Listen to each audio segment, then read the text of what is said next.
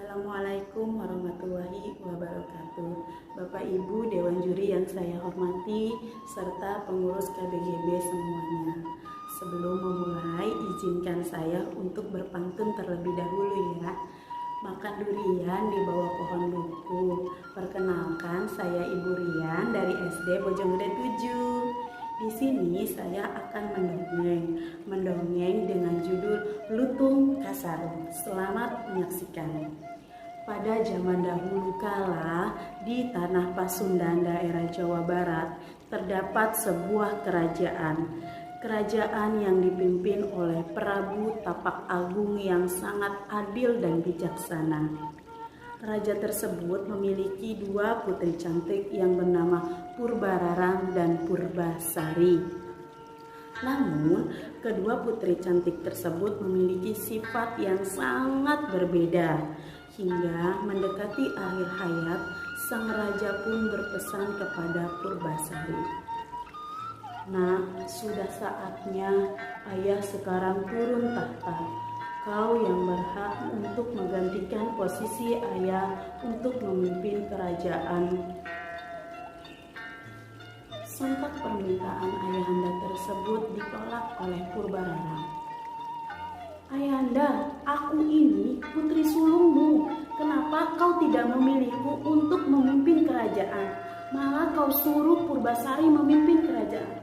Apa salahku sehingga kau tidak memilihku untuk memimpin kerajaan ini?" Purbararang begitu kecewa dengan apa yang telah ditetapkan oleh ayahanda, sehingga Purbararang memikirkan suatu gagasan. "Aku tidak terima. Kenapa ayah lebih memilih Purbasari dibanding dengan aku? Bagaimana caranya ya supaya aku menjatuhkan Purbasari di depan ayah dan di depan para rakyat? Oh iya, aku ingat di sebuah hutan ada seorang nenek-nenek yang ahli sihir." Lalu Purbararang pun pergi ke hutan menemui nenek sihir tersebut. Nenek, cepat buka pintunya nenek, cepat buka pintunya." "Iya nak, ada apa nak?" "Nenek, aku mau kau menyihir adikku yang bernama Purbasari. Karena dia yang dipilih ayahku untuk memimpin kerajaan. Dia itu tidak pantas, yang pantas itu saya memimpin kerajaan." "Baik nak, nenek akan lakukan itu. Sekarang kau pulanglah ke istanamu." Lalu Purbararang pun pulang ke istana. Dan keesokan paginya Purbararang mendengar dari kamar Purbasari, "Mukaku, kulitku, kenapa ini? Kenapa muka dan kulitku jadi seperti ini?" Purbararang pun masuk ke kamar Purbasari. "Kenapa kau Purbasari? Kenapa kau teriak-teriak? Hari masih pagi kau sudah teriak-teriak aja." "Kakak, coba lihat mukaku, tanganku, kenapa semua berbintik-bintik hitam seperti ini kakak? Tolong aku kakak, kenapa dengan kulitku?" "Itu namanya kau kena kutukan. Aku sudah bilang kau tidak pantas memimpin kerajaan ini. Sekarang kau dikutukan, makanya sekarang kau harus pergi ke hutan. Kau akan kuungsikan." "Paman, tolong antar Purbasari ini ke hutan. Dia tidak pantas berada di sini. Lihatlah, dia terkena kutukannya." "Baik putri, saya akan antarkan Ratu Purbasari ke hutan." Sesampainya di hutan, paman pun berucap kepada Putri Purbasari, Tuan Putri tidak perlu khawatir. Paman sudah membuatkan tempat untuk Tuan Putri tinggal di hutan ini. Kita sama-sama berdoa agar Yang Maha Kuasa memberi kesehatan untuk Tuan Putri." "Terima kasih Paman. Paman sudah banyak membantu aku." Selama di hutan, Tuan Putri memiliki banyak teman. Teman-teman tersebut adalah hewan-hewan yang tinggal di sana. Ada sang kodok, ada beruang, ada juga kura-kura, dan ada juga lutung kasarung, seekor monyet. Tapi di antara teman-teman Purbasari yang banyak itu, Purbasari merasa sangat aneh dengan seekor kera. Kenapa dia merasa aneh? Karena kera tersebut begitu perhatian terhadapnya. Setiap hari dia membawakan Purbasari beraneka bunga yang sangat harum dan juga buah-buahan yang sangat segar. Dan keanehan itu tampak pada saat bulan purnama. Sang kera memilih untuk ke tempat yang sepi, kemudian ia bersemedi. Nah, dari bersemedinya itu kita bisa lihat bahwa kera tersebut sangat-sangat istimewa. Kenapa istimewa? Di situ kita dapat membuktikan bahwa kera tersebut adalah bukan makhluk biasa. Ya, sehingga pada saat bersemedi tersebut tanah yang di dekat kera itu merekah. Kemudian tanah itu mengeluarkan air yang sangat jernih. Nah, air tersebut membuat satu kumpulan danau kecil. Sehingga pada keesokan harinya sang kera mengajak Purbasari untuk mandi di tempat tersebut. Kenapa ya aku harus mengikuti kera untuk mandi di tempat itu? Kenapa ya?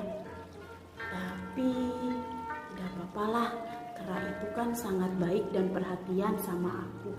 Tidak ada salahnya aku untuk mengikutinya mandi di danau tersebut. Ketika sang Purbasari mandi di danau tersebut dan saking jernihnya air tersebut, akhirnya Purbasari melihat wajahnya di dalam air tersebut. Mukaku, tanganku, muka dan tanganku semua sudah kembali seperti semula. Kulitku sudah tidak ada lagi bentol-bentol hitamnya. Kemudian sang Ratu Purbararang pun melihat adiknya di hutan. Kamu Purbasari kan? Iya kak, ini aku kak. Kakak lihat sekarang, muka dan kulitku sudah kembali seperti semula kak. Aku sudah cantik lagi kak. Kamu memang sudah kembali seperti semula. Kutukanmu sudah berakhir. Tapi sekarang aku mau ajak kau, kita mengadu rambut siapa yang paling panjang, maka dialah yang berhak memimpin kerajaan. Tidak kak, tidak usah. Biarlah aku di sini bersama teman-temanku. Biarlah kerajaan kakak yang memimpinnya. Tidak, pokoknya kita harus mengadu rambut siapa yang lebih panjang di antara kita. Baiklah, kalau kakak memaksa, ayo sekarang kita ukur rambut kita. Akhirnya mereka berdua mengukur rambut mereka. Dan akhirnya di situ tertawan yang rambutnya paling panjang adalah rambut Purbasari. Aku akui kali ini kau memang pemenangnya, rambutmu lah yang paling panjang.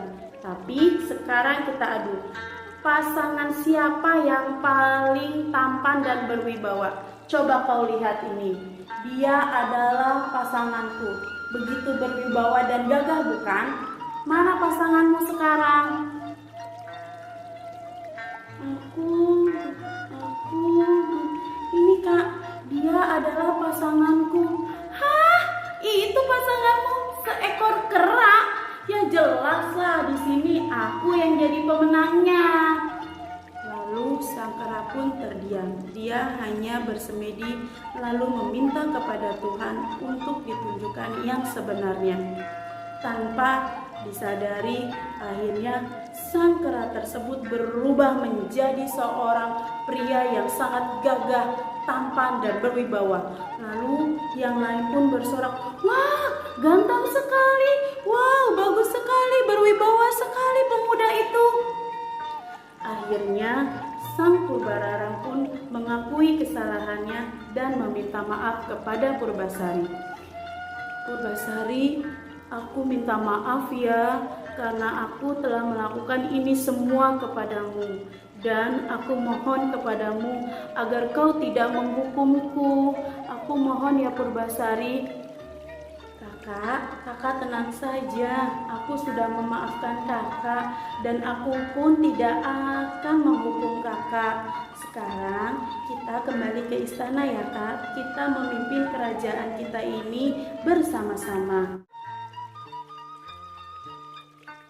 pun kembali ke istana dan dia memimpin kerajaannya didampingi oleh pasangannya yang tadinya seekor lutung atau seekor kera sekarang berubah menjadi pria yang sangat berwibawa dan tampan.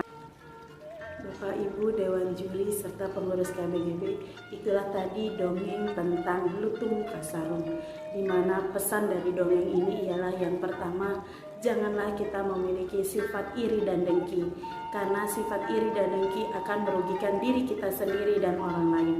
Contohnya seperti Purbalarang. Yang kedua adalah jangan pernah kita menilai seseorang dari penampilannya, karena terkadang penampilannya buruk tapi berhati mulia, bahkan bisa sebaliknya. Mohon maaf apabila ada salah kata, sikap, dan perbuatan. Terima kasih atas waktu yang telah diberikan. Wassalamualaikum warahmatullahi wabarakatuh. Tetap semangat dan jaga kesehatan. Merdeka!